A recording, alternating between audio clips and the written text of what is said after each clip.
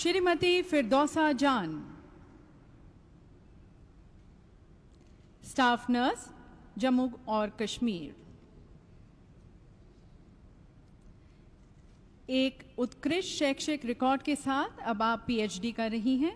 आपने राष्ट्रीय सम्मेलनों में कई शोध पत्र प्रस्तुत किए हैं और आपके 16 लेख प्रकाशित हुए हैं, जो अधिकतर मानसिक स्वास्थ्य और मनोरोग नर्सिंग पर हैं। स्वास्थ्य जागरूकता शिविरों और किशोरों के परामर्श में आपकी सक्रिय भागीदारी सराहनीय है। आप संसाधन संपन्न, कुशल और अपने काम के प्रति समर्पित हैं।